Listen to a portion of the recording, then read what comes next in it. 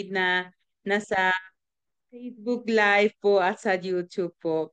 Welcome po. Welcome back po kasi 2 linggo hindi po natin nakaroon ng meeting sa Zoom. Pero meron po tayo dalawa pong sharings and exposition po. Si Father Ado po on December 24 at yours truly po on December 31. So ang mga tinalakay po natin ay tungkol po sa misteryo ng incarnation at ng pagsila ng ating Panginoong Hesukristo at ganun din po tungkol sa Mary bilang ina ng Diyos. So ngayon, ang ating pong parokya na mako-host po sa atin at magbahagi po ng kanilang time, talents po, and also yung kanilang po mga sharings po ay ang Archdiocesan Shrine of St. John the Baptist po sa San Juan City po. Sila po ang maging kasama natin po ngayong gabi. At ngayon tayo po ay makikinig po sa isa sa ating mga kapatid na magbibigay po ng summary of the last reflection. Inayahan po natin si John Carlo Astillero.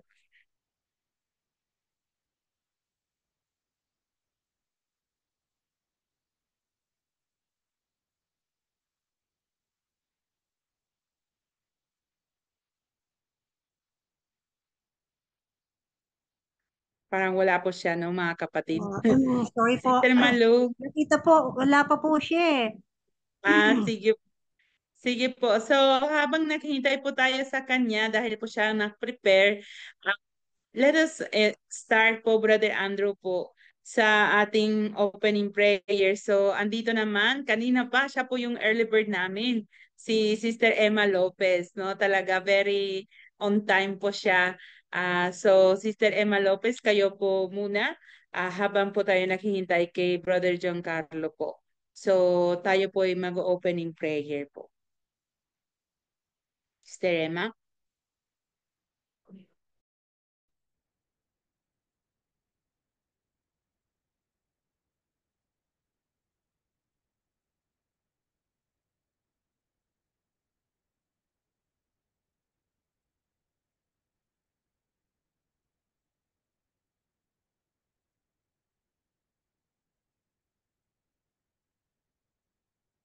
Yung sound po ninyo.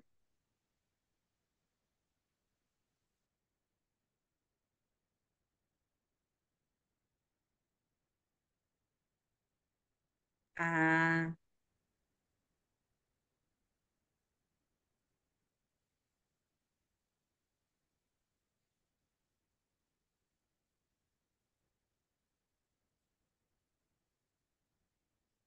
sige po, Sis Emma. Huwag po kayo mag-alala. Tayo po ay mananalangin po. Sis Malo, ika na lang po muna mag-opening prayer para ano po, si Sis Emma pwede naman siya sa susunod po. No problem. In the name of the Father, Son, the Holy Spirit. Amen. We praise and thank you, Lord, for this new year you have given each one of us, for all the past blessings you have given us, Lord, especially for calling us to be a part of this Arkham MBA, for the talent, skills, abilities, for blessing our families, for giving us good health, for providing us all our needs, protecting us from all harm, dangers. Lord, nagpapasalamat po kami sa pagkakataon na kami muli nagkatipon-tipon ngayong gabing ito para sa aming weekly spirituality. Naway patnubayan niyo po kami ng Espiritu Santo sa aming pagdarasal, sa aming prayer meeting na ito. Naway ito ay magpalapit lalo sa amin, sa iyo, at sa bawat isa sa amin. Hinihiling po namin ito sa pamamagitan ng inyong anak na si Jesus, aming Panginoon. Amen. St. John the Baptist, pray for us. Pray for us. Also the Rosary, pray for us. Pray for us. In the name of the Father, and the Son, and the Holy Spirit. Amen. Amen. Thank you po, Sis Malu at Sis Emma. Ganon din po, tayo po ay hihingi ng tulong ng banal na Espiritu para sa ating lahat.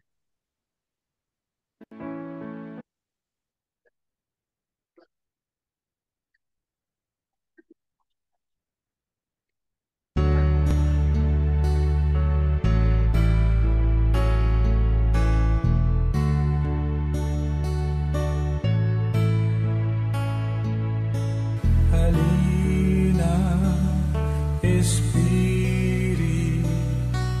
Santo, kinakailangan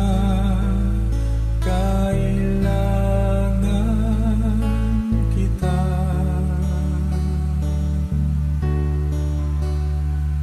Sigla at lakas na mahina, pag-asa ka namin lahat.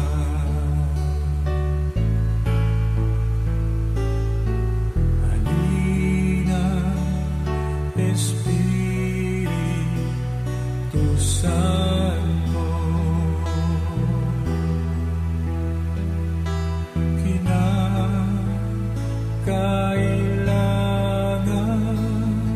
kita.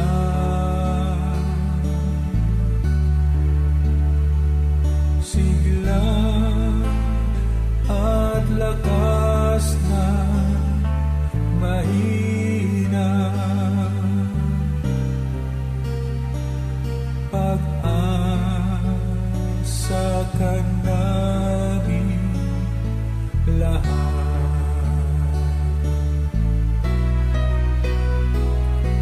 Halina, Espiritu Santo,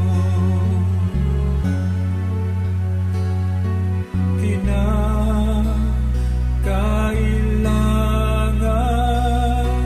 kita.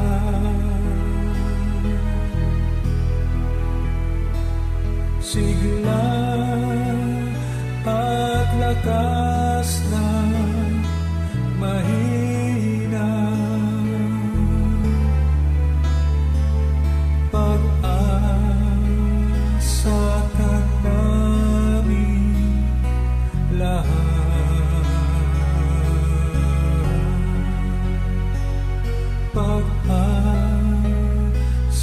ka namin lahat.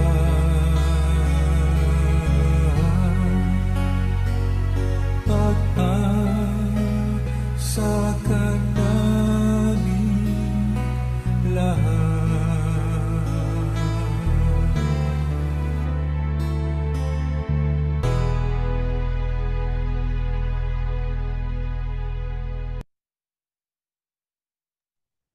Ating pakinggang ang Ebanghelyo ng darating na linggo na kung saan ay ang isi-celebrate po natin ang pagbibinyag ng ating Panginoon at babasahin po sa atin ni Sister Mildred Bahar. Magandang gabi po sa lahat. Ang mabuting balita ayon kay San Lucas. Nananabik noon ang mga tao sa pagdating ni Kristo at inakala nilang si Juan mismo ang kanilang hinihintay. Dahil dito, sinabi niya sa kanila, "Binabautismohan ko kayo sa pamamagitan ng tubig, ngunit ang darating na kasunod ko ay magbabautismo sa inyo sa pamamagitan ng Espiritu Santo at ng apoy. Siya higit na makapangyarihan kaysa sa akin. Ni hindi man lamang ako karapat-dapat magkalag ng sintas ng kanyang sandalyas." Nang mabautismohan na ni Juan ang mga tao, binautismohan din niya si Jesus. Habang nananalangin si Jesus, nabuksan ang langit at bumaba sa kanya ang Espiritu sa anyong kalapati. Isang tinig mula sa langit ang nagsabi, "Ikaw ang minamahal kong anak, lubos kitang kinalulugdan." Ang salita ng Diyos. Pinupuri ka namin, Panginoon Jesu Cristo. Sa Kristo. Maraming salamat po, Sister Mildred. Ngayon tayo po ay magpatuloy ang ating pagninilay ng Ebanghelyo na ito at ating pong papakinggan ang isang awitin habang tayo ay magme-meditate ang ating pong pinakinggan na Ebanghelyo.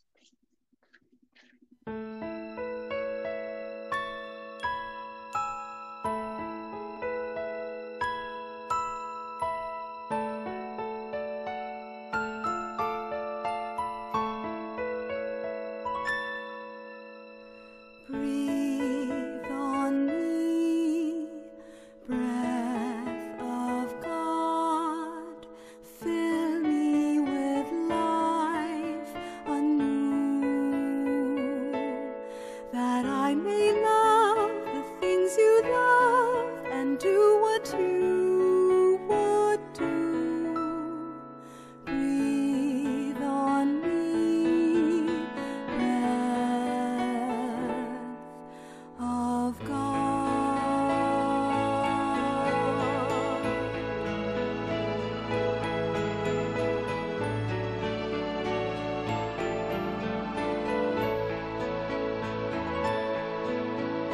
Breathe on me, breath of God, till my heart is pure.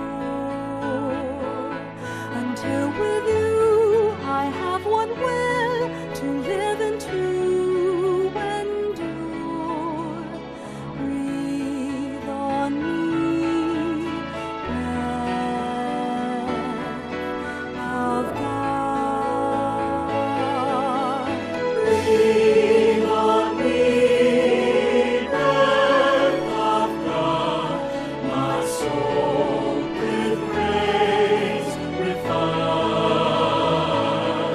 until this earthly part of me glows with your fire divine.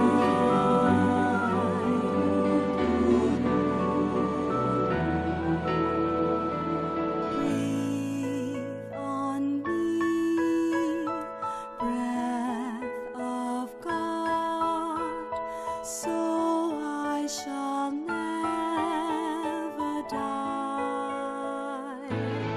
but live with you the perfect life in your eternity.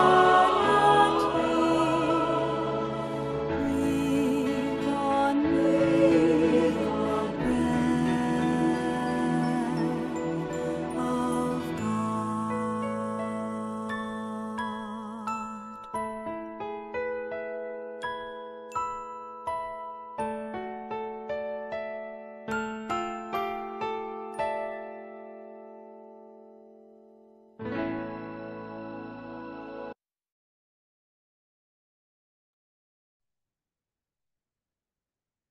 Ngayon po ating makikinig po sa mga sharings na ating pong dalawang pong kapatid from St. John the Baptist po, Association ng San Juan Bautista. Ang una po mag-share sa ating ay si Sister Malu Evangelista. Okay. Magandang gabi po sa inyong lahat. Merry Christmas and a Happy New Year kasi Christmas pa rin po. Ang Christmas ay magtatapos sa darating na linggo, Feast of the Baptism of our Lord Jesus. Okay? So, naaangkop na ito ang na ibigay sa aming assignment sapagkat kami ay nagsisilbi sa Archdiocesan Shrine of St. John the Baptist. So, sa ating ebanghelyo ngayon, nakita po natin na tunay ngang nananabik ang mga tao sa pagdating ng Mesiyas. Ang akala nila si St. John the Baptist ang Mesiyas, pero hindi po si St. John the Baptist. Si St. John the Baptist, siya ay tunay na pagkumbaba, simple, at honest. Sinabi niya na hindi siya ang Mesiyas. Siya ay nagbabaptismo ng tubig, ngunit ang darating ay mas mahigit pa sa kanya na siya mismo ang magbabaptismo ng Holy Spirit and fire. So, sinabi rin niya po na hindi siya karapat-dapat na mag-alis ng tali na sandalyas ni Jesus. Si Jesus naman po ay nabinyagan ni San Juan Bautista, hindi dahil sa may kasalanan po siya. Si Jesus po ay nabinyagan sapagkat dahil sa pagmamahal niya, He embraced the whole of humanity. So, nung siya ay nagdasal, bumaba ang Espiritu Santo sa kanya sa form ng isang kalapati at narinig ang tinig ng Diyos Ama na, ito ang aking bugtong na anak na siya kong kinalulugdan. Tayo po bilang mga Katoliko, ako po bilang Katoliko, nag-umpisa ang aking misyon nung ako po ay nabinyagan. Sa aking records, natatandaan ko pa po ang aking binyag. Napakahalaga ho yun, sapagkat yung isang malaking selebrasyon. Ako po ay bininyagan noong March 11, 1962. So, ano ba ang significance ng binyag? Pag ako'y nabibigyan ng seminar, ang binyag ho ay nagbibigay ng sanctifying grace. Ako po ay naging ampong anak ng Diyos at ako'y naging tagapagmana ng langit. Pero hindi po nagtatapos doon. Para tunay akong maging tagapagmana ng langit, dapat consistent, I should always remain in Jesus. Dapat lagi akong nakaangka, nakakapit, at sumusunod sa kanyang mga utos, tunay nagmamahal sa Diyos at sa aking kapwa. Sabi nga po, sa ating baptismal, sa ating binyag, tayo po ay gumawa ng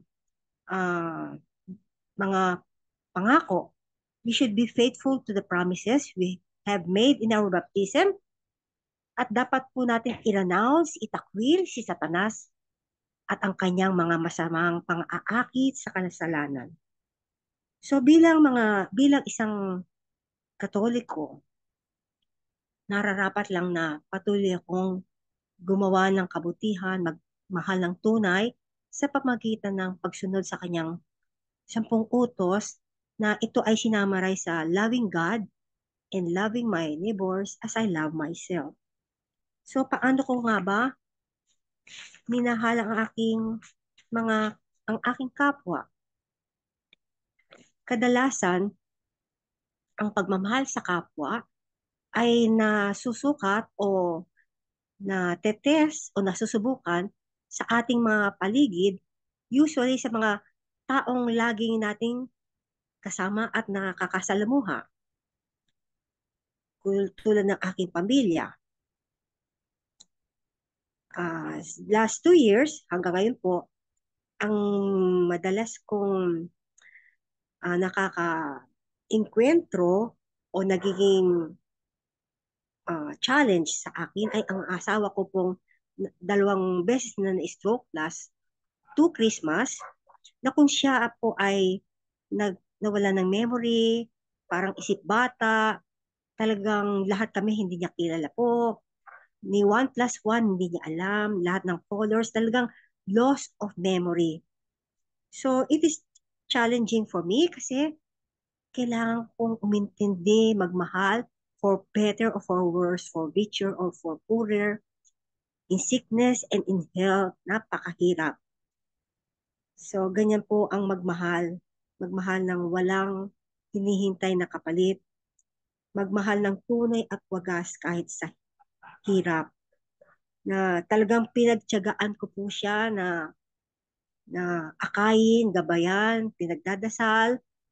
And yung pagkalabas nga po pala namin sa ospital, pina-anointing of the sick ko po kagad siya para mas mabilis ang kanyang paggaling.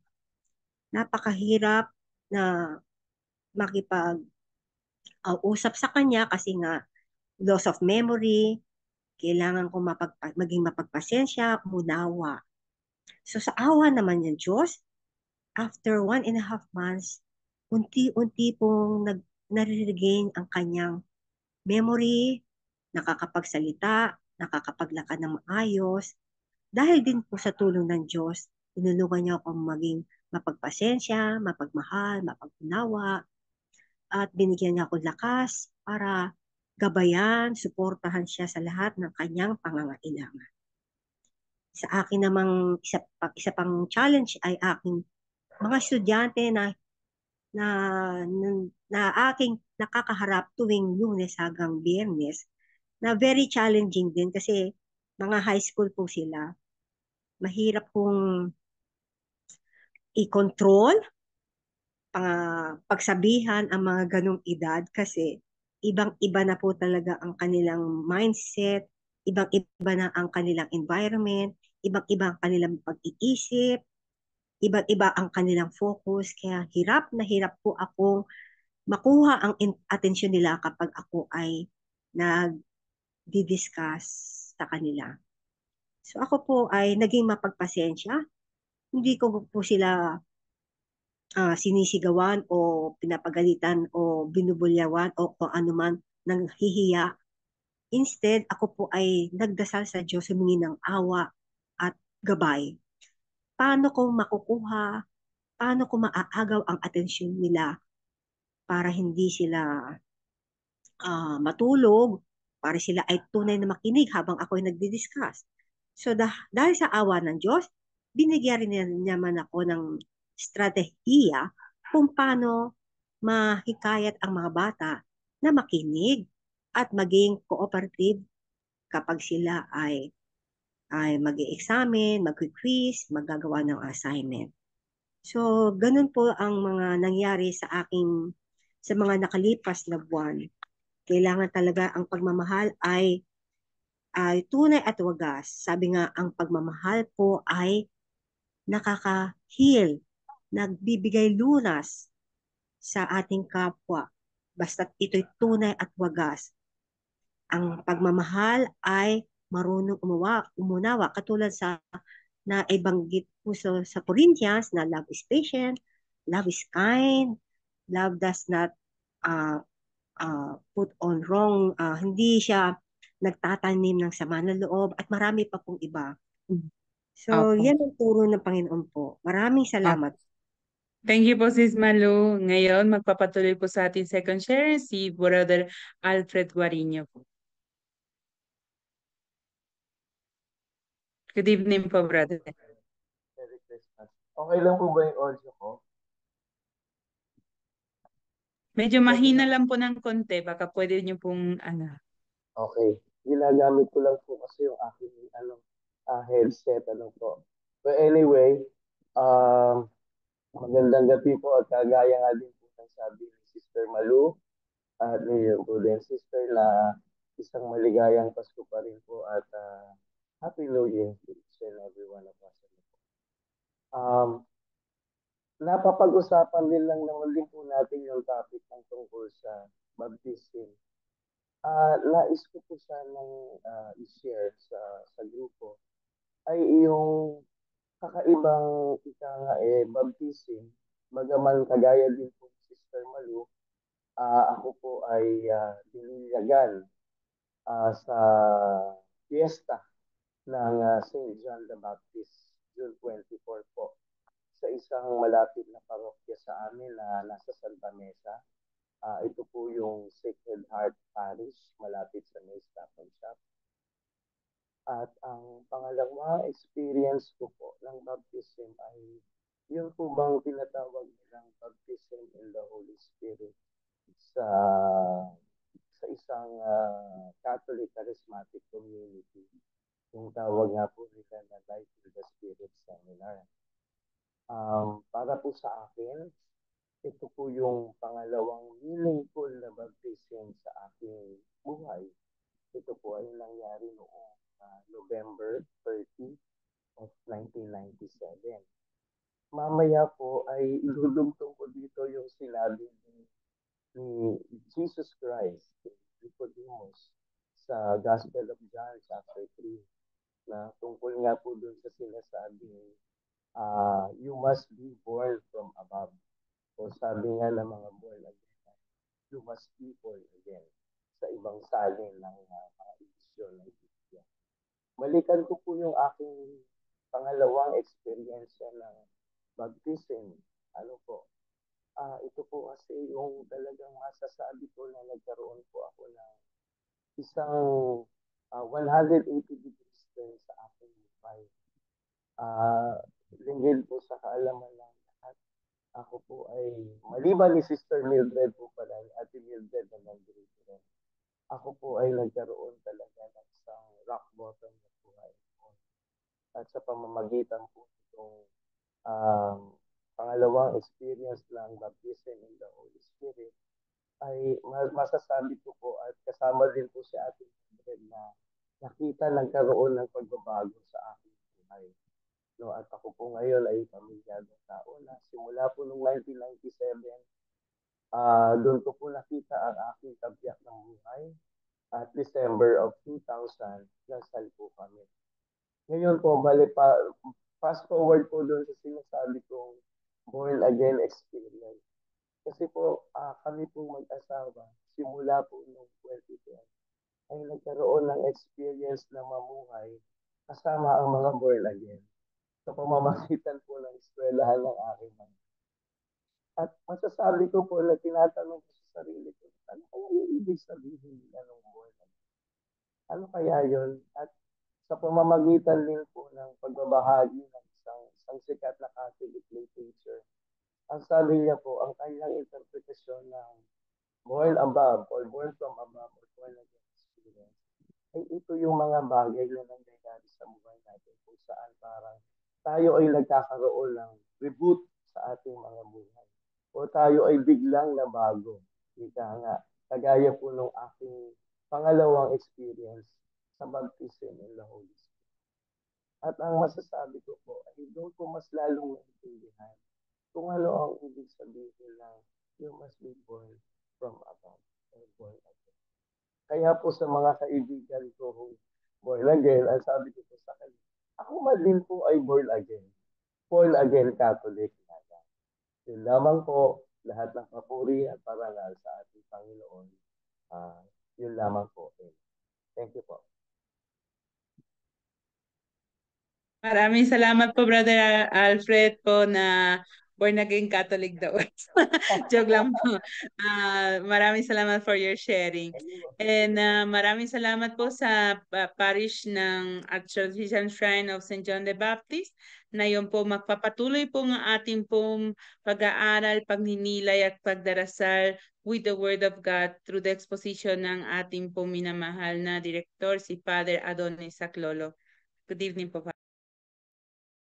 Magandang gabi sa inyong lahat, mga Bible Apostles, Bible Coordinators, mga iba pa nating kapatid no nakikiisa sa atin tuwing Martes sa ating Biblical Spirituality Weekly. Maraming mga galing sa probinsya, yung isa nga sa Facebook Live, galing pa sa UAE.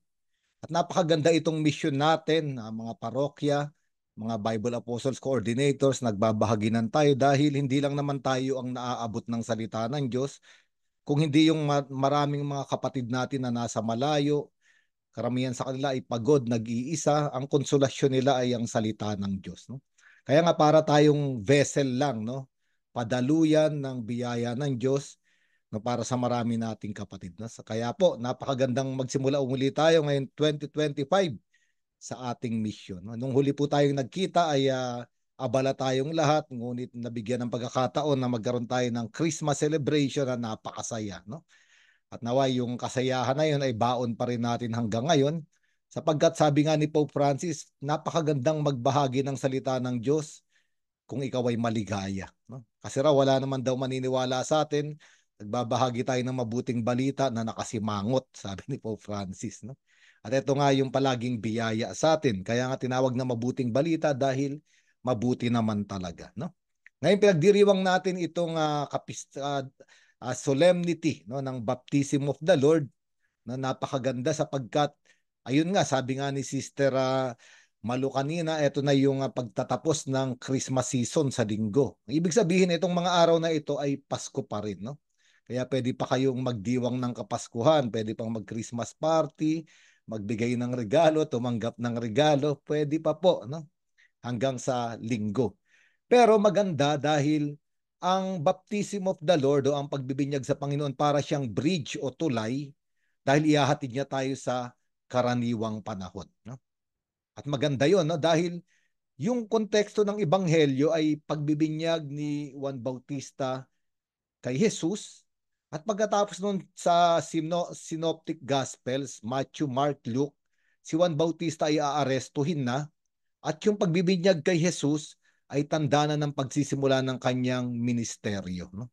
Kaya nga parang tulay matatapos ang misyon ni Juan Bautista at magsusimula si Jesus. At sa pangkaraniwang panahon na nasisimulan na natin sa susunod na Lunes, makikita natin na si Jesucristo ay nagsisimula na ng kanyang ministeryo. Napakaganda nito sapagkat itong gospel ng baptism of Jesus Christ or baptism of the Lord, isa siya sa mga kakaunting episode na nasa 4 na ebanghelyo.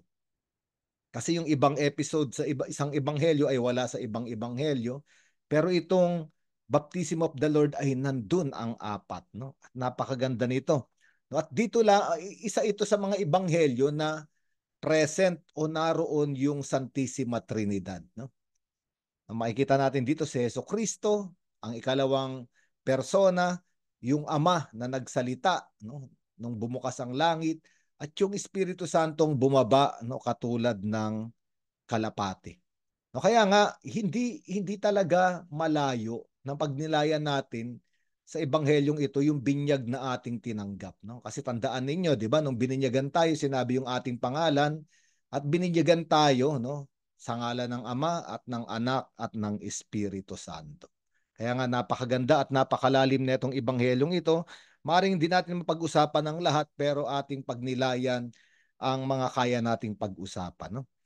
Ngayon, sinasabi rito, ang mga tao ay nananabik. Pero sa ibang translation, ang mga tao ay naghihintay. Sabi, they were in great expectation. No? Naghihintay sila. At bakit sila naghihintay? At ito yung konteksto ng unang siglo ng bayang Israel. Naghihintay sila sapagkat sila ay alipin ng Imperyo Romano. At naghihintay sila sa isang Mesiyas na katulad ni David, no, na may espada, na may mga kawal, nagagapiin yung mga umuusig sa kanila. Ito ang hinihintay ng mga Israelita, no? Kaya nga si Juan Bautista akala nila siya ang Mesiyas, no, sapagkat si Juan Bautista ay makapangyarihan sa pagsasalita, no, at madali siyang makaimpluwensya ng mga tao kaya maraming sumunod sa kanya. Kaya nga tinatanong nila, ikaw na ba ang hinihintay namin? At mahalaga itong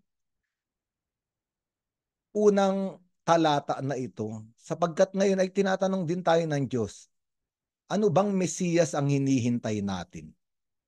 Magpapalaya sa atin sa material na paghihirap o magpapalaya sa atin sa totoong paghihirap ng tao? Sabi ng mga spiritual fathers, ang totoong nagpapahirap sa atin ay hindi naman dahil mahirap tayo o wala tayong pera, o kaya naman akala natin nagpapahirap sa atin ay yung ibang tao sa paligid natin, asawa, anak, kapitbahay, o kaya naman yung trabaho na mabigat. Ang sabi ng mga spiritual fathers, ang totoong nagpapahirap sa atin ay kasalanan na namamahay sa puso natin. Ayun naman daw talaga ang totoong nagpapahirap. Sapagkat kapag nakalaya tayo sa kasalanan, mapupuno ng pag-ibig ang ating puso at magkakaroon tayo ng mata ng pananampalataya at kung ano man ang nangyayari sa ating buhay, mababasa natin iyon sa mata ng pananampalataya at pag-ibig ng Diyos. O kaya nga, ang dapat nating antayin ay ang totoong Mesiyas na magpapalaya sa atin hindi lamang dun sa mga material na pagdurusa o paghihirap, kung hindi magpapalaya sa atin sa totoong sanhi ng ating paghihirap. At ito ang kasalanan. At alam naman natin, no, na ang binyag, ang unang binuburo ng binyag ay yung orihinal na kasalanan o yung kasalanang minana natin. At mahalaga nga ito. Tinatanong tayo, sino bang iyong inihintay? Hinihintay ko yung totoong Mesiyas na magpapalaya sa akin sa aking mga kasalanan, sapagkat ayun ang totoong nagpapahirap sa akin. No? Kaya nga, tinatanong nila, ikaw ba ang Mesiyas kay Juan Bautista? At sabi ni Juan Bautista, yung sumunod na talata, no, sabi niya, totoo, nagbibinyag ako sa tubig, ngunit ang isang mas makapangyarihan sa akin ay darating. Kahit ako ay hindi karapat-dapat na magkalag ng tali ng kanyang sandalyas. At ito ay malalim na pananalita. Unang-una, sa bayang Israel may tinatawag silang ritual ablution. Ang ginagamit nila ay tubig. Kapag sila ay nagkasala o kapag sila ay naging marumi, sila ay lumulubog sa tubig. No? Halimbawa, di ba, pag binasa natin yung John chapter 2 doon sa Cana, sa kasalan sa Cana, makikita natin doon na merong 6 na malalaking tapayan ng tubig na ginagamit nga sa paglilinis. Kasi halimbawa, 'di ba, ang mga babae kapag sila ay merong menstrual period, nagiging marumi sila. At kapag tapos na nung kanilang menstrual period sa bayang Israel, naghuhugas sila ng tubig na ito upang maging malinis. Gayon din yung mga taong na hindi sinasadyang nakahalubilo sa mga pagano o kaya naman ay nakaapak ng libingan, nagiging marumi sila at kailangan nilang maghugas ng tubig. No? Kaya nga mahalaga yung paghuhugas sa tubig.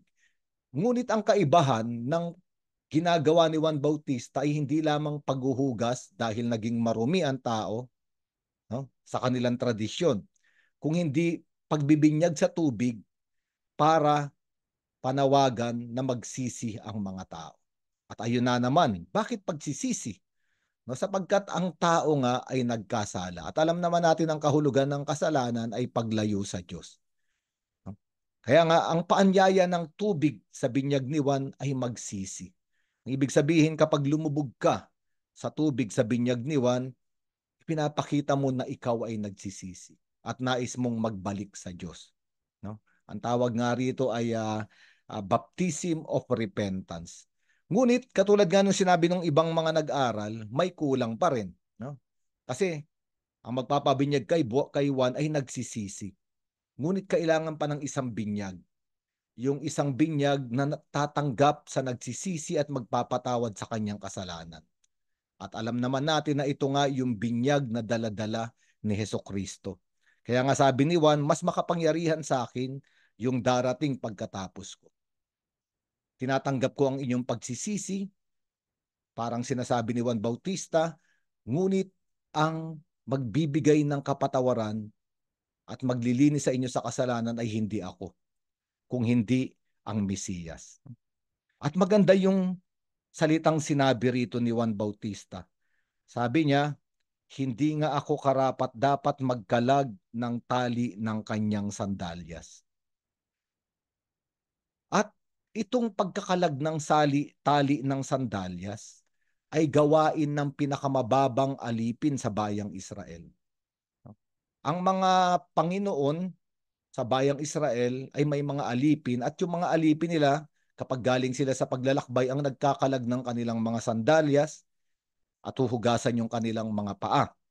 Kaya nga, isang kahulugan o interpretasyon sa sinabi ni Juan Bautista ay wala akong karapatan, no, kahit sa naitulad ako sa pinakamababang alipin, hindi ko pwedeng alisin ang sandalyas ng Mesiyas na darating.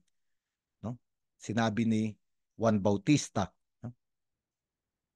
Kaya nga, ang pagkakalag ng tali ng sandalyas ay sumisimbolo, naglalarawan sa kababaan ng loob.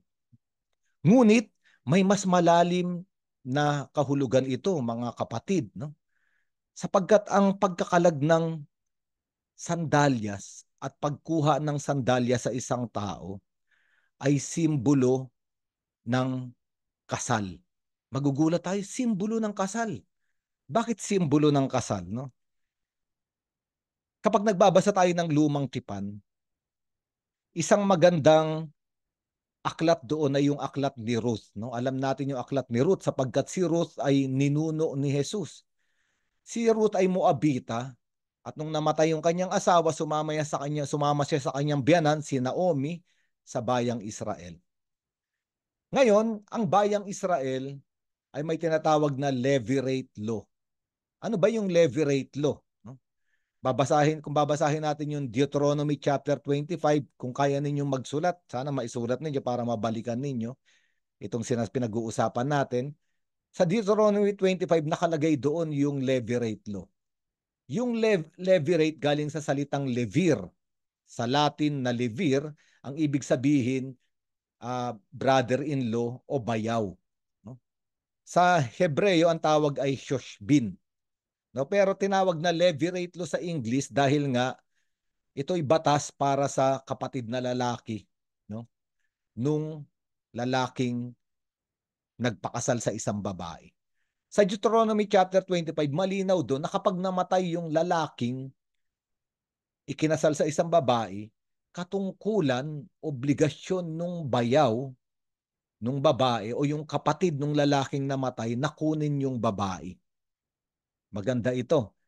No, maganda ito kaya nga 'di ba sa ebanghelyo, ginamit ito ng mga Saduceo para subukin si Jesus. Sabi nila, may isang babae na ikinasal sa isang lalaki, namatay isang lalaki, pinakasalan ng kapatid na lalaki at 7 kapatid na lalaki, lahat nagpakasal sa babae na namatay. Sino ang mapapangasawa ng babae sa muling pagkabuhay? At alam na natin yung sagot na sinabi ni Jesucristo, sa langit hindi na ikinakasal ang mga tao. Pero babalik tayo sa levirate law. Kapag ka ayaw, pag binasa natin yung Deuteronomy chapter 25, kapag ka yung kapatid na lalaki ay ayaw kunin yung biyudang babae para pakasalan, ang ginagawa ay dinadala siya sa harapan ng matatanda ng bayan at kinakalag ang kanyang sandalyas at kinukuha sa kanya. Ang ibig sabihin, hindi ka karapat-dapat magpakasal. At napakalalim na larawan nito. Kaya nga sa aklat ni Ruth, babalik tayo, alam natin na si Boaz ay nagkagusto na kay Ruth. At si Ruth nagkagusto na rin kay Boaz. Pero yung asawang namatay ni Ruth ay may mas malapit na kamag-anak. At yung pinakamalapit na kamag-anak, siya yung dapat kumuha kay Ruth bilang asawa. At mababasa natin, pag binasa ninyo sa Ruth chapter 4 verse 7, yung dapat kumuha kay Ruth ay ayaw. No, kaya nga ginawa nila yung rito na sinabi sa Deuteronomy chapter 25 verses 7 to 9, ang tawag dito ay yung haliza rite. Haliza rite. Kinalag yung sandalyas nung lalaking ayaw kumuha kay Ruth at yung sandalyas ay ibinigay kay Boaz. Ngayon maunawaan natin yung sinabi ni Juan Bautista, hindi ako karapat-dapat na magkalag ng tali ng sandalyas ng Mesiyas. Ngayon mas magiging malinaw ito kapag binasa natin yung John chapter 3 verse 29. Kung maisusulat ninyo, John chapter 3 verse 29.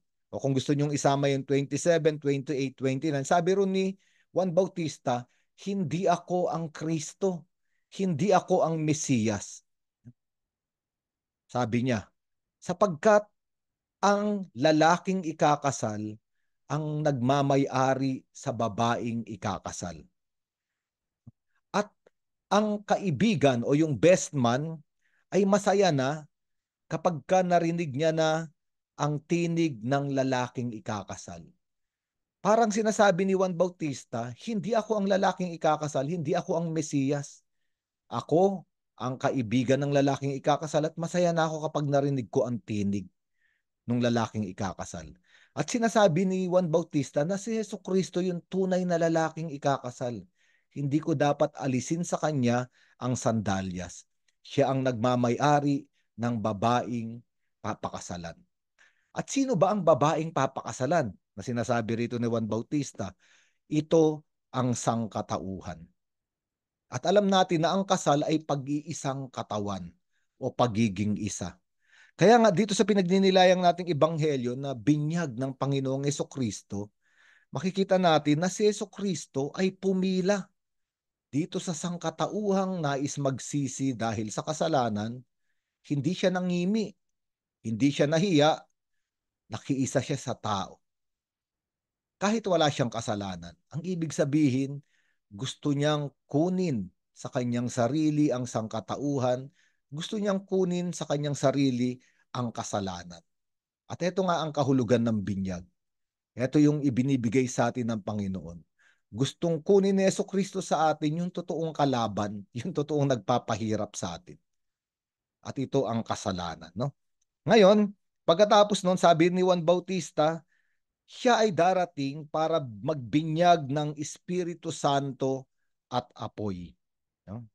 Ngayon, hindi malayo ito. Do? Pag binasa natin yung Acts chapter 2 sa araw ng Pentecost, makikita natin doon na yung Espiritu Santo ay bumaba tulad ng apoy. No?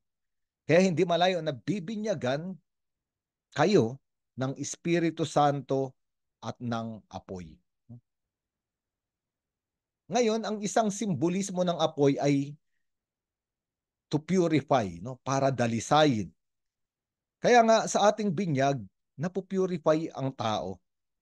Nadadalisay ang tao sa kanyang mga kasalanan at nagiging bagong tao. At pangalawa, sa ating binyag, ang natatanggap natin ay yung tinatawag na gifts of the Holy Spirit. No, tandaan po natin ito. No, sa ating binyag, tinatanggap na natin yung gifts of the Holy Spirit. Kaya nga tinatawag na binyag ng Espiritu Santo sapagkat lahat ng regalo ng Espiritu Santo ay ibinibigay sa atin. No? At alam naman natin yung gifts of the Holy Spirit. No? Sabi roon ay wisdom, understanding, counsel, fortitude, knowledge, piety, and fear of the Lord. Mababasa natin ito sa aklat ni Propeta Isaias, Kabanata 11, talata 2 hanggang 3. No? Isaiah chapter 11, verses 2 to 3. No? Kaya nga maganda ito, kailangan natin ng regalo ng Espiritu Santo para maipamuhay natin yung buhay ng Diyos na tinatanggap natin sa binyag. Yung pakikiisa ng Diyos na tinatanggap natin sa binyag. Kailangan nating silang lahat. At itong gifts of the Holy Spirit ay pinagtitibay ito, pinalalakas sa sakramento ng kumpil. No? At napakalalim nga nitong ebanghelyong pinagdinilayan natin dahil malalim sapagkat alam natin na ang unang sakramento ay ang binyag. Hindi tayo makakatanggap ng ibang sakramento kung hindi dahil sa binyag. Sabi nga sa teaching of the Catholic Church, ito yung door to the church. No? Door to all the sacraments. Pangalawa, sa lahat ng sakramento, lalo sa binyag, nagbibigay ito ng sanctifying grace. No? At alam naman natin, the one who sanctifies is the Holy Spirit. No? Ang nagpapabanal. No? Kaya kailangan natin ng nagpapabanal. Pangatlo, kailangan natin ng Espiritu Santo upang tayo ay makumbinsing mga anak ng Diyos. No? Sabi nga ni San Pablo, no, na hindi na tayo alipin kung hindi tayo ay mga anak ng Diyos. At ang magsasabing mga anak ng Diyos tayo sa lahat ng nabinyagan ay ang Espiritu Santo. At mahalaga ito kasi ang isang taong walang ama, isang taong walang magulang, marami tayong kilala, ay isang taong kaawa-awa na para bang siya ay naiwanan at palagi niyang nararamdaman na siya ay nag-iisa. At yung taong ulila, hindi siya mabubuhay kung hindi siya kikilos, kaya nagpapagal siya. Wala siyang maaasahang iba. Sabi nila, ang isang taong nasa kasalanan ay katulad ng isang taong ulilang walang ama. Naiwan, nag-iisa, napapagod, naghahanap ng buhay kung saan-saan. Ngunit ang binyag na tinatanggap natin dahil sa Espiritu Santo na nagkukumbinsi sa atin na may ama tayo, no? Sa langit, ito yung nagpapabago ng ating kalagayan. No? Kaya nga maganda ito. No, ngayon, pagkatapos noon, tumalon. No? Pagkatapos ng verse 16, tumalon sa verse 21. No? Ngayon, makikita natin na pagkatapos binyagan ni Juan ang mga tao, si Jesucristo ay bininyagan din. At eto na, no, nakiisa siya sa paglubog sa tubig ng mga taong nagsisisi. Ngunit paglubog ni Jesucristo sa tubig, alam natin na hindi lamang siya nakiisa sa pagsisisi. Sabi nga sa sulat ni San Pablo, yung walang kasalanan ay naging kasalanan. He became sin for us. Ang ibig sabihin nun ay hindi nagkasala ang Panginoong Jesucristo, ngunit naging larawan siya ng kasalanan dahil kinuha niya ang kasalanan ng tao. Kaya nga makikita natin sa krus, wasak ang mukha ni Jesucristo, wasak ang katawan, duguan, nag-iisa, walang buhay, wala ng dignidad kasi ayun yung larawan ng taong nasa kasalanan. At ayun ang simbolismo ng binyag ng Panginoon. Kinuha niya sa kanyang sarili yung kalagayan ng tao. Kalagayan nating lahat. No, kaya nga magandang pagnilayan yung salitang binyag. Sa Grego ito ay baptizo. Yung baptizo, hindi ito yung inilubog mo lang yung paa mo, inilubog mo yung kamay mo. Ang totoong kahulugan nito ay total immersion. Walang itinira, inilubog lahat. Ang ibig sabihin, ibinigay lahat ni Jesucristo. Inilubog niya ang kanyang sarili sa kalagayan ng tao. Upang sa kanyang pag-ahon ay iahon din tayo. Kaya nga isang kahulugan ng binyag ay yung Paschal Mystery ni Jesucristo, Misteryo Pascual. No, sapagkat sabi ni Jesucristo, may binyag pa akong tatanggapin. At alam natin yung binyag na papasukin ni Jesucristo na nilarawan itong binyag niya sa Jordan ay yung kanyang pagdurusa, kamatayan, pagkamatay at muling pagkabuhay. Kaya nga sa binyag ng bawat Kristiyano, ang paglubog sa tubig ay simbolo ng kamatayan. Kamatayan sa kasalanan, kamatayan ng lumang buhay, at ang pag-ahon sa tubig ay pagkakaroon ng bagong buhay, bagong pagkatao. Kaya nga isa ring kahulugan ng binyag ay yung bagong Exodus. Alam natin na si Jesucristo ay bininyagan sa Jordan. Kaya nga yung tubig ng Jordan ay pwedeng gamitin sa binyag. Di ba sa mga simbahan natin, kapag nagbibinyag si Father, kailangan niya pang basbasan yung tubig. Pero sa simbahan, sa katuruan ng simbahan, kapag nakakuha ka ng tubig sa Jordan, hindi mo na kailangang basbasan para ipambinyag sapagkat blessed na siya dahil doon lumubog ang Panginoon. Pero makikita natin na ang Jordan ay simbolo ng bagong Exodus. Kasi yung pagkamatay at muling pag-abuhay na Jesucristo, ito'y bagong Exodus, pagtawid mula sa kamatayan hanggang sa buhay. At yung Jordan ay simbolo rin ito, kaya dito lumubog si Jesucristo. Ang alam lang natin na Exodus ay yung sa aklat ng Exodus na bumukas yung dagat na pula. Ngunit hindi rin na kumpleto yung Exodus. Dahil ang pagtatapos ng Exodus ay sa aklat ni Joshua chapter 3, pagbabasahin natin. Verses 14 to 17 kung hindi ako nagkakamali. Dahil nung papasok na sila sa lupang pangako, bumukas din yung ilog Jordan. Nung tumawid yung mga pari, dala-dala yung kaban ng tipan. At kaya nga si Jesucristo ay bininyagan dito sa Jordan. At kung babasahin natin yung parallel ng Baptism of the Lord sa Ebanghelyo ni San Mateo at yung iba pang ebanghelyo, sabi ro, nung paglubog ni Jesucristo sa tubig ng Jordan, bumukas ang langit. Napakaganda, no? Hindi na yung tubig ang bumukas, bumukas na ang langit. Ang ibig sabihin ng pagbukas ng langit, nung tayo ay nabinyagan, bukas na ang langit para sa atin. Tayo'y naging mga mamamayan ng kalangitan, tayo'y naging mga anak ng Diyos. Okay, ngayon pinagpatuloy rito sa Ebanghelyo at bumaba ang Espiritu Santo sa anyo ng kalapati. Maganda ito, sapagkat kung babalik tayo sa Genesis chapter 1 verse 2, no? Makikita natin sinabi roon na noon yung daigdig ay formless void pa, wala pang kabuuan, wala pang nilikha, pero yung espiritu ng Diyos ay palutang-lutang na sa ibabaw ng tubig. At maganda ito sapagkat inilalarawan nitong ebanghelyo ni San Lucas, yung Espiritu Santo na nasa ibabaw ng tubig ay bumaba. At alam natin na noong nagsalita ang Diyos sa Genesis ay nagkaroon ng sannilikha. Kaya nga, nagbibigay diin itong talatang ito ng ebanghelyo natin ngayon na ang binyag ay isang bagong paglikha. Binubuo ng Diyos muli ang tao. At isa pa, itong anyo ng kalapati ay malalim din ang simbolismo. Isa sa mga simbolismo yung sa Genesis chapter 8, alam natin, no, na ang kalapati ay simbolo ng buhay. Sapagkat si Noah, di ba, nung gusto niyang malaman kung may buhay pa ba o tapos na ang baha, nagpakawala siya ng uwak, no? Ngunit yung uwak, kinain lang yung mga nabubulok na tao o katawan ng tao.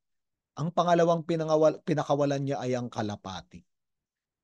At doon nagpatunay na sa gitna ng tubig ay mayroon ng buhay sapagkat bumalik yung kalapating may daladala na dahon ng puno ng ulibo. No? Kaya nga, kung ang tubig ay simbolo ng kamatayan, ang pag-angat sa tubig ni Jesucristo ay simbolo ng buhay. Yung kalapati na sumisimbolo sa Espiritu Santo ay nagpapahayag ng buhay. No? Kaya nga, napakaganda nitong ebanghelyo at huling-huling sinabi rito na mula sa kalangitan ay narinig ang isang tinig. No, ito nga yung pinag-uusapan natin, na nung si Jesucristo ay lumubog sa tubig, hindi na yung tubig ng Jordan ang bumukas kung hindi ang kalangitan. At anong sinabi? Ang sinabi rito, no, narito ang aking anak na lubos kong kinalulugdan. No? Napakaganda. No? Narito ang aking anak na lubos kong kinalulugdan.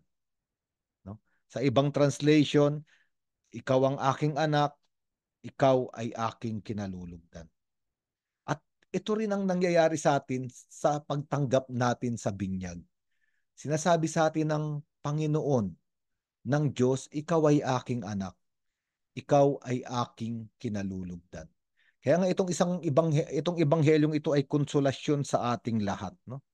Na sapagkat kung mayroon lang tayo ng mata ng Diyos, hindi natin kamumuhian ang ating mga sarili. Hindi tayo maiiskandalo sa ating mga kahinaan o kakulangan. Sapagkat ang mata ng Diyos ay nakatingin sa atin, hindi tinitignan yung ating mga kakulangan. Ang tinitignan niya ay yung kanyang anak na kanyang kinalulugdan. Kaya napakagandang ebanghelyo nito sapagkat tayo ngayon, mga kapatid, ay mga anak ng Diyos. Huwag tayong magkaroon ng mata ng mundo. Magkaroon tayo, humingi tayo ng mata ng Diyos na nakatingin sa atin at nalulugod. No? Kaya nga, ang binyag ni Jesucristo ng ating Panginoon ay larawan ng binyag nating lahat. Kung ano ang nangyari roon, hanggang ngayon ay dinadanas ng lahat ng Kristiyano na mga nabinyagan at binibinyagan. Okay?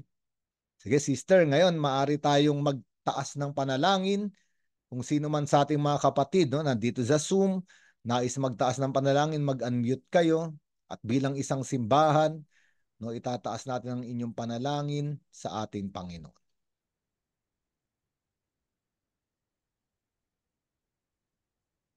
Panginoon, sa pagpasok ng taong 2025, tulungan mong mas lumawig ang aming pananampalataya at lumalim ang aming commitment sa aming misyon na pagpapalaganap ng salita ng Diyos. Bigyan mo po kami ng biyaya ng aming Biblical Apostolate ay maging mas effective sa ating mga gawain sa pagpapalaganap ng salita ng Diyos.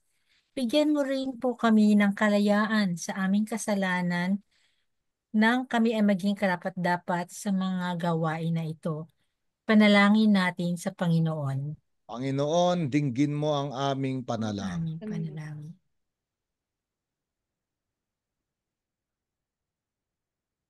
Panginoon, mauna na. Panginoong Hesukristo, kami po ay nananalangin na ipadala mo po ang Diyos Espiritu Santo sa amin upang siyang manguna sa amin at aming gabay sa aming misyon na ginagawa ng pagpapahayag ng mabuting balita. Nawa, magkaroon kami ng mata ng Diyos na nakatingin lamang sa amin bilang kanyang kinalulugdang anak, hindi ng mata ng mundong ito. Panginoon, kami ay iyong palakasin. Kami po ay inyong patatagin Lalo tigit, bigyan kami ng malalim na pananampalataya sa aming pagmimisyon ng pagpapahayag ng iyong mabuting balita. Manalangin tayo sa Panginoon. Panginoon, dinggin mo ang aming Ang aming panalangin. Panginoon, maraming salamat po sa taong 2024 na ginabayan niyo kami sa aming trabaho at ang aming pamilya at lalong-lalo na po ang aming misyon dito sa aming Bible Apostolate. Sana po itong darating na taon na ito ay gabayan mo po kami lalo na at lalo pong gabayan niyo po ang darating na ang ating Bible Youth Camp na sana po ito ay maging matagumpay at sana mahikayat namin ang mga namin ang mga kabataan na lalong alamin o matutunan ang iyong mga salita. Tinataas din po namin ang aming mga sarili, ang aming mga pamilya, at po yung may sakit sa aming pamilya, bigyan mo po ng lakas ang aming pamilya para po mapaglabanan namin kung ano man ang mga temptation na dumating sa amin. Salamat po, Panginoon, kay Father Ado, kay Sister Daisy, sa buong Bible Apostolate family na laging nandyan at nagtutulong-tulong kami para sa inyo. Panalangin natin sa Panginoon. Tingin mo ang aming panalangin.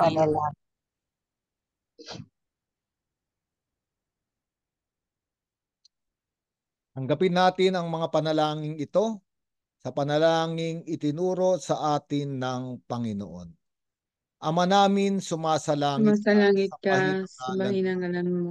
Mapasa amin ang kaharian mo, sundin ang loob mo dito sa lupa para nang sa langit. Bigyan mo kami ngayon ng aming kakanin sa araw-araw. Patawarin mo kami sa aming mga sala para ng pagpapatawad namin sa nagkakasala sa amin. Huwag mo kami ipahintulot sa tukso. Bigyan mo kami sa lahat. Mga announcement, sister. Yes po, Tere is ready with the announcements po, Father. Magandang gabi po sa inyong lahat, sa mga nanonood po sa ating Facebook Live at dito po sa kasama po natin sa Zoom. So, Merry Christmas po and Happy New Year. So, sana po nakikita niyo po yung sinishare ko po. Kita naman po, okay po. So, unang-una po, ngayong weekend na po na darating ang ating unang activity para po sa ating National Bible Month ngayong taong 2025. So ito po ay sa St. Michael's Retreat House sa Antipolo City na may solidarity fee na 2,000 pesos. So ngayon po, patapos na po tayo. Ang binigay po natin extension is until Sunday, pero hanggang ngayon po ay tumatanggap pa rin po kami ng mga nais pong humabol. Ayun po. So welcome po. Yung mga coordinators po na nagme-message po, message nyo lang po ako para po ma-update po natin yung ating current running list po natin. Ayun. At para sa mga iba pong mga katanungan, i-release din po namin yung mga things to bring ng ating mga youth delegates. Okay? At sa susunod naman po ang ating January 18 Saturday na Bible Olympics or Bible Olympics. Ito po ay gaganapin sa Archdiocesan Shrine and Parish of Nuestra Señora del Perpetuo Socorro sa Manila. Magsisimula po ito ng 7 a.m. hanggang 3 p.m. Ngayon po may nagtatanong kung may registration po ba to at kung ano po yung edad. So ito po ay open to all ages po. Yes po. Open po ito sa lahat ng kabataan at kung ano man po edad niyo po na nais pong dumalo. Welcome po ito sa lahat. And wala po kayong aalalahanin dahil wala po itong registration fee. At ang ating hosting parish po ang magpo-provide po ng ating lunch. So wala na po kayong iisipin. Just bring your snacks na lang po. So it can be morning and afternoon snacks and then yung inyo pong water bottle or tumbler po para sa inyong inumin. And lastly po, sa January 25, ito po ang commissioning of Bible Apostles sa auditorium ng Pope Pius XII Catholic Center sa United Nations, Manila. Registration po ay magsisimula ng 1 p.m. at ang Holy Mass naman po na pangungunahan po ng ating butihing Cardinal Jose Advincula ay magsisimula po ng alas 3 ng hapon. Ngayon po, ano po ang susuotin natin sa ating commissioning? So ito po yung kino-coordinate po ni Sister Lacis. Next ko lang. Ayan, sister. Kita po ba? So, ito po ang ating official polo shirt of the Arca Ministry and Biblical Apostolate. So, ang available sizes po ay from size extra small to 3XL and then 400 pesos. Pero sister, mag-i-exceed po ba kapag po nag-iba po yung size? Yung bigger sizes? Wala naman po. Same price. Ayan, same price po. So, from extra small to 3XL. So, 400 pesos po. So, kindly coordinate na lang po para sa mga mag-order kay Ate Lani Agoho. So, andyan po yung kanyang number. At yun po, yung mode of payment po natin, pwede pong GCash o kaya po kay Sister Laces na po mismo. Ayun po. So, kay sister na rin po makipag-coordinate para po sa mga nais po magpa-deliver.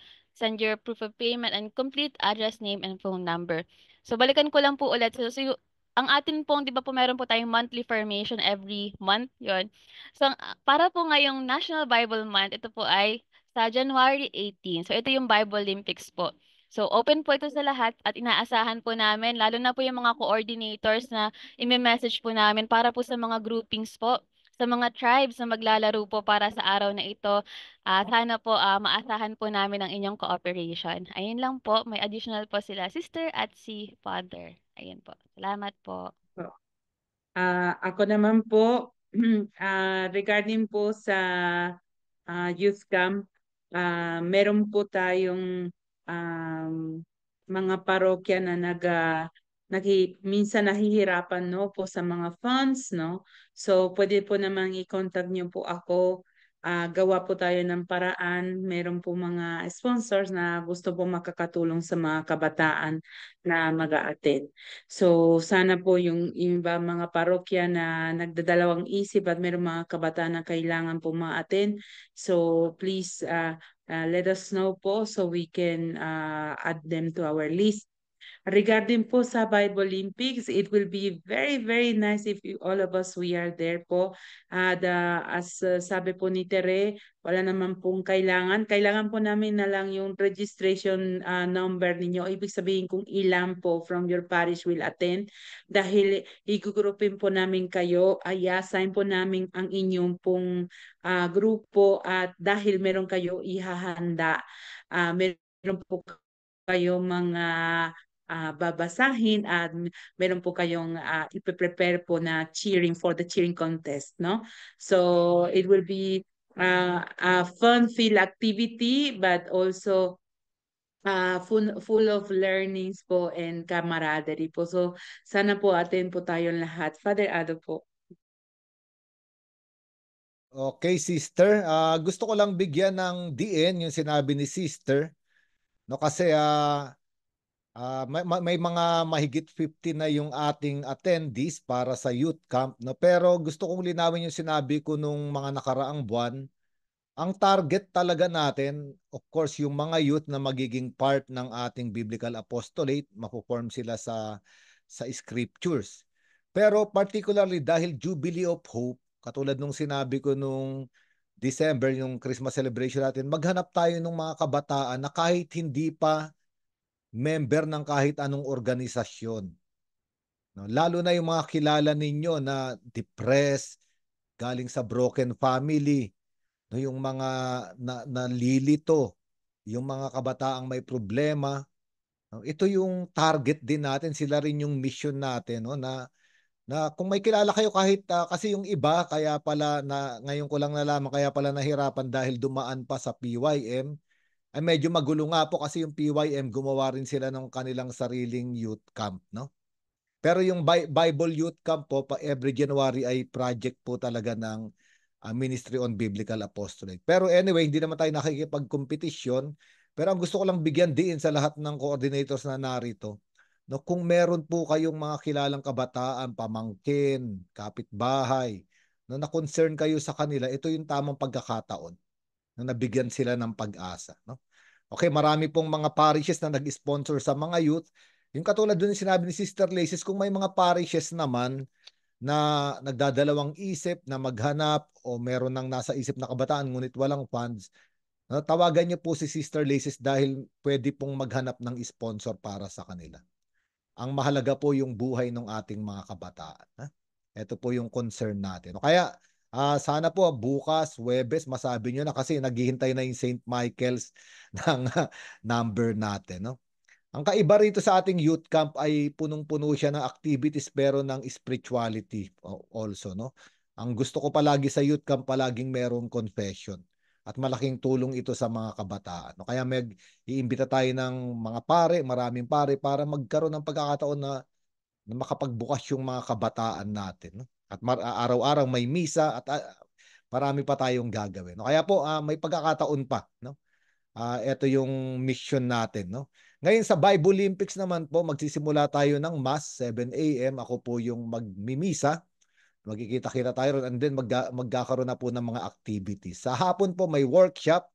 Ang tatalakayin natin ay yung request ni Father Tony, no? Yung parish priest doon, yung Bible and marriage. No? At ibibigay ko rin po sa hapon. Pero ang mahalaga po, sana lahat ng mga coordinators ay nandun sa Bible Olympics kasi para matutuhan nyo rin po yung mga details para sa susunod na taon, pwede nyo nang gawin sa inyong mga sariling parokya. No? Ito naman po ang ginagawa natin dito. Kukuha tayo ng isang input para dalin natin sa ating mga parokya. And then of course, sa ating commissioning sa January 25, ngayon naka-receive kami ng news mula kay Cardinal na bago yung commissioning natin, i-commission niya muna kami. Pinapapunta kami sa Arsobispado, ako sa si Sister Lacy's, saka yung mga ibang ministers ng ibang ministries dahil mag-oath taking kami kay Cardinal. Okay, kaya sana itong Bible Month, punong-puno ng activity, manalangin tayo ng lakas ng katawan sa Diyos, higit sa lahat, lakas ng pananampalataya. Okay, Sister, may ano pa ba tayo idadagdag? Yun lang po Father na sinabi niyo po tungkol po sa pagpunta ng mga coordinators natin sa Bible Olympics po. Kasi po, ito pong ginawa na Bible Olympics, matagal na ginagawa po ng parokya ng NSPS, yung Archdiocesan Shrine.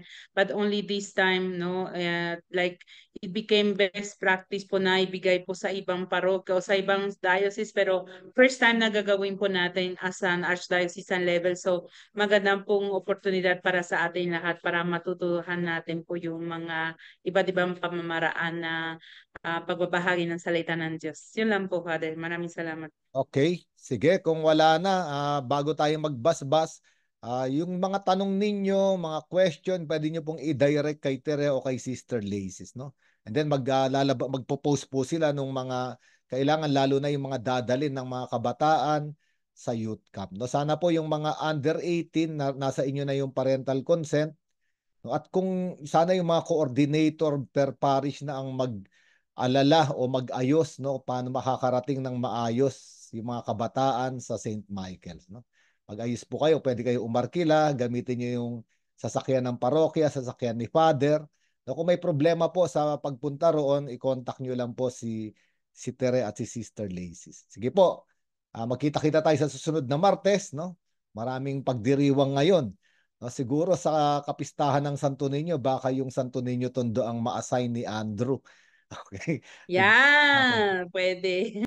Sige po. Ngayon po, tanggapin natin ang pagbabasbas. Sumainyo ang Panginoon. At sumayin niyo rin. Palain kayong lahat ng makapangyarihang Diyos, gayon din ang inyong mga mahal sa buhay, ng Diyos Ama, Anak, at Espiritu Santo. Amen. Tumayo kayong taglay ang kapayapaan ng Panginoong Hesukristo. Salamat sa Diyos. Salamat sa Diyos. Good night. Good night. Good night. Thank you. Good night, Pastor. Salamat po. Wala na tayo sa Zoom. Sa Facebook. God bless you Thank you, po. Sister. Thank you. See you. Salamat po sa St. John the Baptist. God bless you. Salamat po. Hi, Tila. Mama. Tito Bye. Joe. Tita Prejio. They are very faithful kay Tere at kay Lord. Maraming salamat po. See you next week po. Pray for the youth. See you. Sila din, lahat ng Fatima. Sister Cynthia from Santa Cruz, you can come and get your Bible apostolic. Hello, Sister. Yes, Paki-announce daw yung Bible exhibit, Holy Land exhibit sa January 12. Oo nga po sa pala. UST. I-announce po namin January 12 to 18. Kung Sama mga na lang- nandito pa Pakisama sa na lang UST. kay sa mga ipopost natin, no? na Yes po, merong Father. Bible exhibit na pwede tayong pumunta roon kahit anong araw. Yes po, Father. Yes po. So,